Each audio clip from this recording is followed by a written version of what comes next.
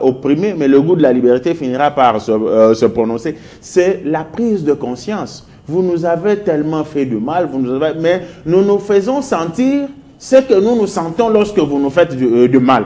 Voilà pourquoi, lorsque ça arrive à celui qui ne s'y attendait jamais, il se perd. Alors que les 8 millions de morts au Congo, nous comprenons, nous disons, tôt ou tard, ça va prendre fin. Mais à celui qui ne s'attendait jamais perdre une personne, c'est la folie. Vous vous rendez compte que même quand on utilise plus de 1000 hommes pour traquer 2 personnes ou 3 personnes, personne n'a su parler de la disproportionnalité de force. Oui. Mais si c'était à Kinshasa, en Tanzanie ou ailleurs, en tout cas, Human Rights Watch et consorts, même les ONG les plus petites là auraient réagi. Même écoutez, lorsque le Burundi a réprimé les terroristes qui ont attaqué il y a quelques jours à peine, non, pourquoi l'armée burundaise a été... C'est toujours ça et le contraire m'étonnerait. Mais je ne peux pas ne pas parler du comportement de l'homme politique français. Oui.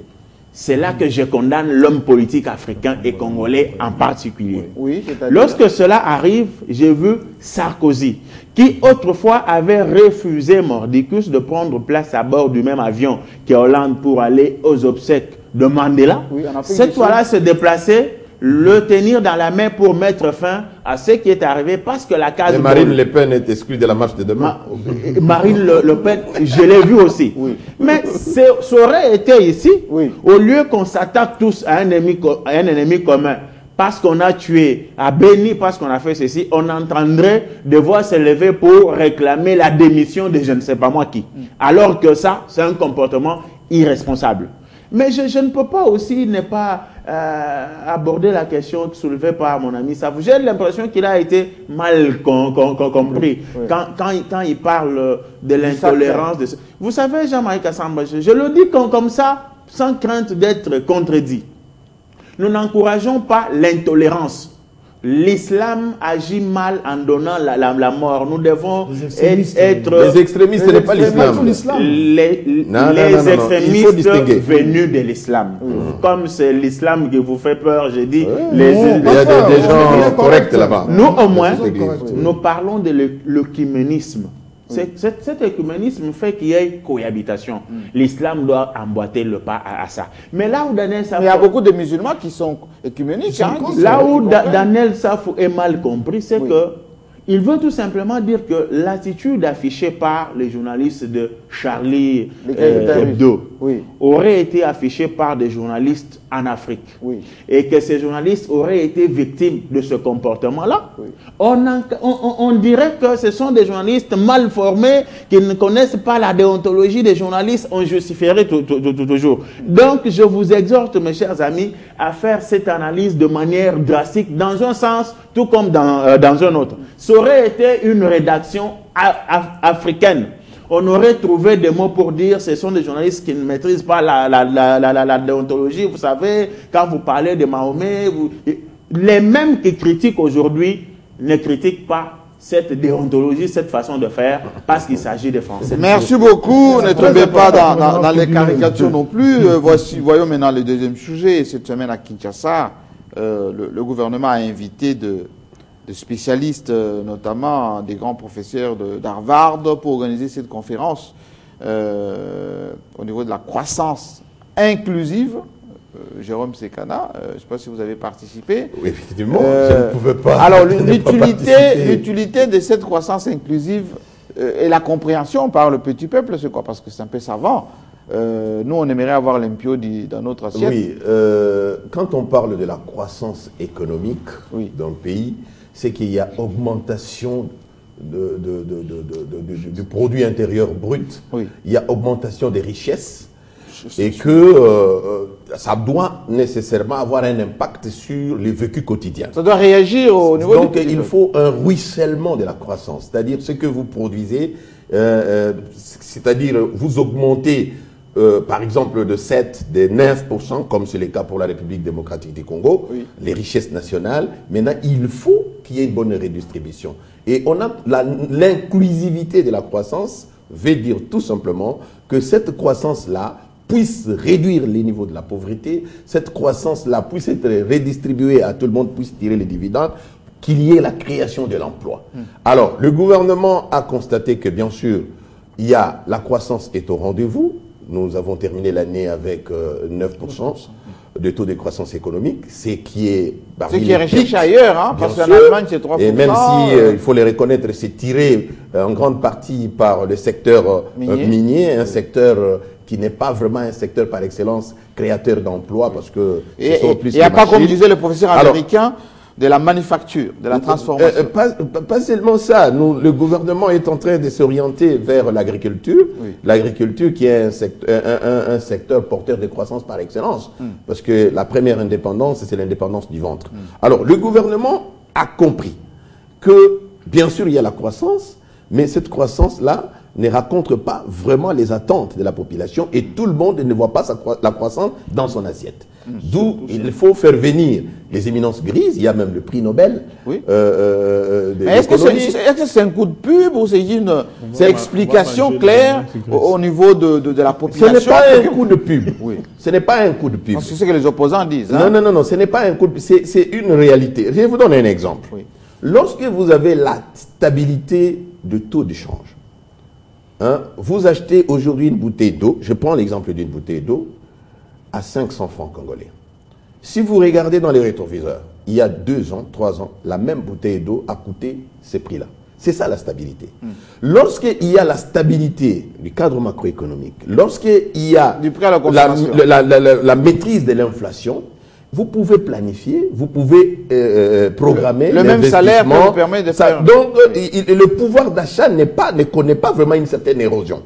Mais ce qui est vrai est que ce n'est pas amplement suffisant. Même le produit intérieur brut que nous prétendons avoir aujourd'hui, qui est de 29 milliards de dollars, le produit intérieur brut national, et le produit intérieur brut par tête d'habitant aujourd'hui est de 400 dollars.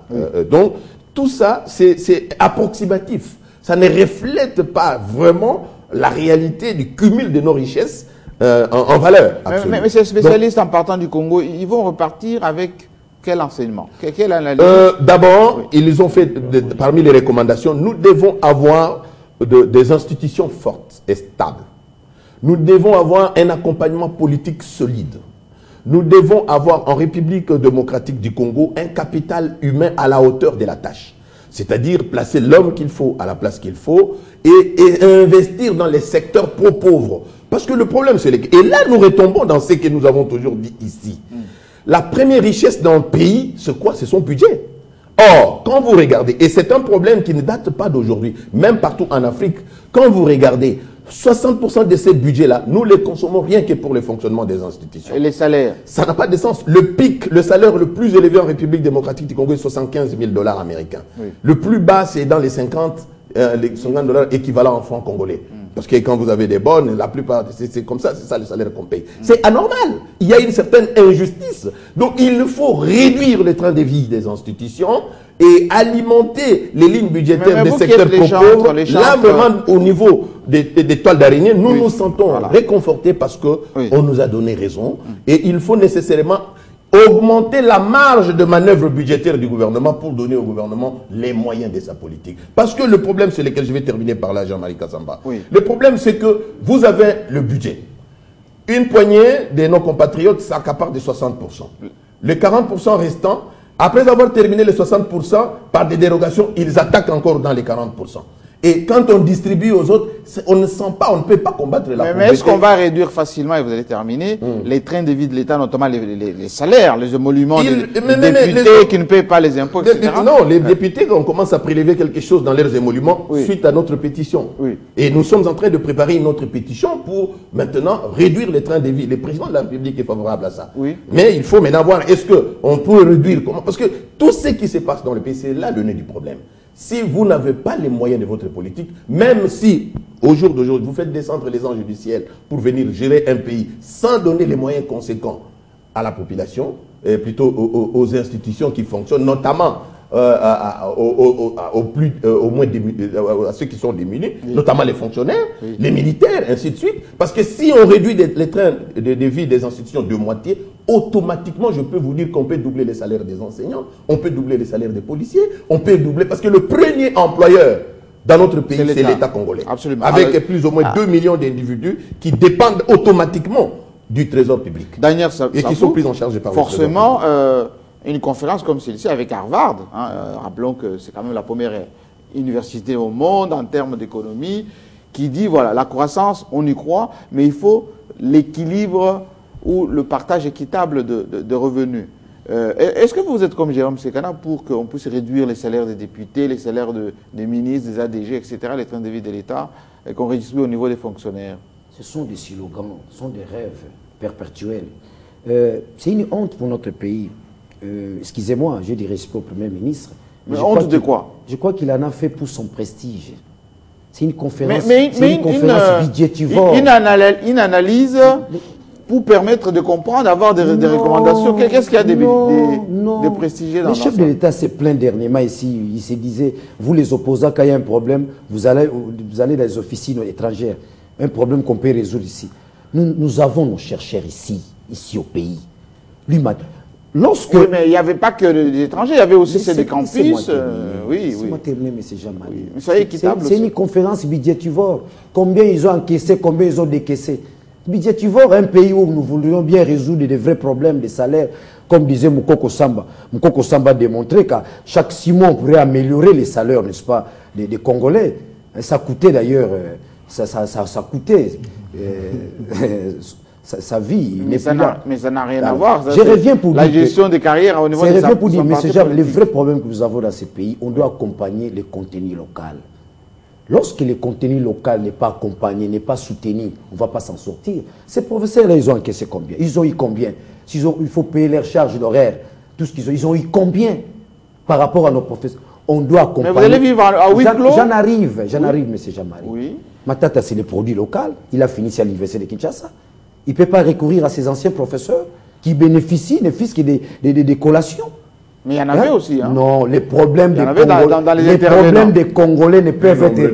Il y en avait dans les intervenants, donc vous n'êtes pas informés. Non, j'étais là. Oui. J'étais là, il y avait des Congolais. Oui, il y avait des Congolais. Mais il y avait 3 ou 4 étrangers. Bon, ils n'ont pas été gérés de la même manière que les étrangers, qu'on se les dise. Ils n'ont pas eu la même collation. L'hospitalité. Je reviens pour dire que le problème du Congo ne peut être résolu que par les Congolais. Je prends l'exemple de la Tanzanie. En Tanzanie, vous trouverez 2 types d'institutions universitaires. Il y a une institution universitaire où vous n'apprenez que la situation du pays. Là, quand vous terminez vos études, vous allez œuvrer en Tanzanie et consorts. Mais il y a une autre institution universitaire où, quand vous terminez, vous allez étudier en Europe et consorts. Ça veut dire quoi? C'est-à-dire qu'il prépare déjà l'élite tanzanienne à être en mesure de résoudre les problèmes, n'est-ce pas, de son pays. Chez nous ici, en organisant une telle conférence que je juge budgétivore, que je taxe de prestige, ça ne va rien résoudre. C'est du prestige. Donc vous allez vous amputer de l'expertise, des analyses, des gens qui orientent la marche. Nous avons nos chercheurs ici. Mais s'ils ne sont pas outillés, qu'on donne les moyens à nos chercheurs, ils sont outillés, ils n'ont pas de moyens. Quel est le salaire du professeur d'université? Quel est le salaire du professeur d'université? Qu'on commence d'abord par améliorer son salaire. S'il vous plaît. Vous lui donnez les moyens. Quels sont les moyens mis à la disposition du chercheur congolais? Qu'est-ce que le Premier ministre prévoit comme possibilité, n'est-ce pas, aux chercheurs congolais? Qu'est-ce que le Premier ministre prévoit pour le contenu local? C'est du prestige. C'est du prestige. Le Premier ministre veut se faire valoir. C'est du prestige. Comme ça, j'ai juste ça du prestige. C'est une conférence budgétivore, ça ne va rien apporter. J'aimerais, évidemment, le langage de mon confrère Jérôme, c'est beaucoup plus savant. J'aimerais utiliser un langage terre à terre. C'est quoi, en fait, l'objectif de la croissance inclusive? C'est-à-dire quoi? Comment bénéficier du citoyen congolais, n'est-ce pas, du cadre macroéconomique? C'est-à-dire que les microcosmes... Donc Matata se préoccupe du citoyen congolais en faisant des analyses plus qu'objectives. Dans la théorie. Voilà. Alors, il faut que la parole tourne aussi. Oui. Jean-Marie Kassamba, l'université d'Harvard, ce n'est pas n'importe quelle université. Hein? Parce que hier, on n'a accordé même pas crédit aux Zaïre. Hein?